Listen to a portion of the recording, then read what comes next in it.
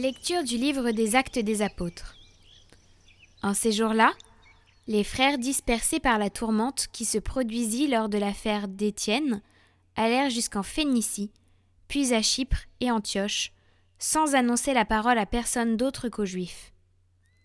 Parmi eux, il y en avait qui étaient originaires de Chypre et de Cyrène, et qui, en arrivant à Antioche, s'adressaient aussi aux gens de langue grecque pour leur annoncer la bonne nouvelle. Jésus est le Seigneur. La main du Seigneur était avec eux. Un grand nombre de gens devinrent croyants et se tournèrent vers le Seigneur. La nouvelle parvint aux oreilles de l'église de Jérusalem, et l'on envoya Barnabé jusqu'à Antioche. À son arrivée, voyant la grâce de Dieu à l'œuvre, il fut dans la joie. Il les exhortait tous à rester d'un cœur ferme, attaché au Seigneur. C'était en effet un homme de bien, rempli d'Esprit Saint et de foi. Une foule considérable s'attacha au Seigneur. Barnabé partit alors à Tarse, chercher Saul.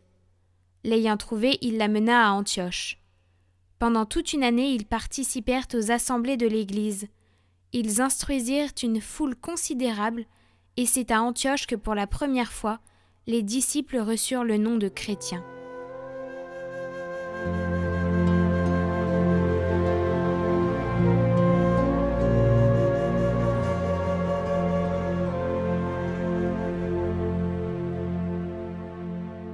Louez le Seigneur, tous les peuples. Elle est fondée sur les montagnes saintes. Le Seigneur aime les portes de Sion, plus que toutes les demeures de Jacob. Pour ta gloire, on parle de toi, ville de Dieu. Je cite l'Égypte et Babylone entre celles qui me connaissent. Voyez Tyr, la Philistie, l'Éthiopie, chacune est née là-bas. Mais on appelle Sion ma mère, car en elle tout homme est né. C'est lui, le Très-Haut, qui la maintient.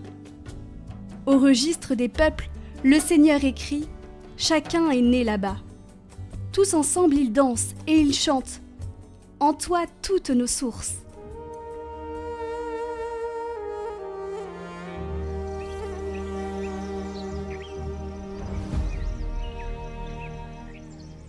Évangile de Jésus-Christ selon saint Jean. On célébrait la fête de la dédicace du temple à Jérusalem. C'était l'hiver. Jésus allait et venait dans le temple, sous la colonnade de Salomon. Les Juifs firent cercle autour de lui.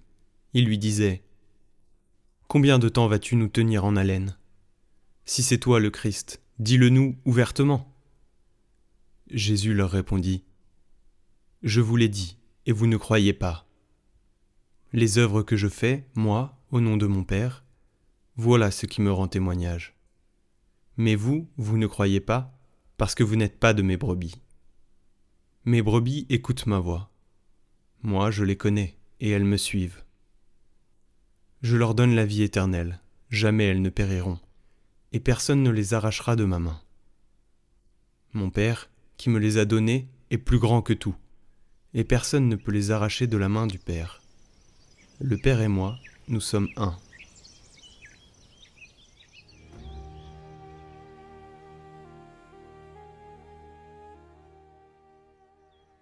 N'oublions pas que Jésus est le seul berger qui nous parle, nous connaît, nous donne la vie éternelle et veille sur nous.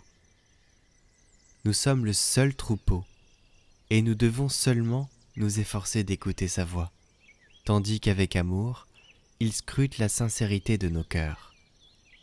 Et de cette intimité continuelle avec notre berger, de cette conversation avec lui, jaillit la joie de le suivre, en nous laissant conduire à la plénitude de la vie éternelle.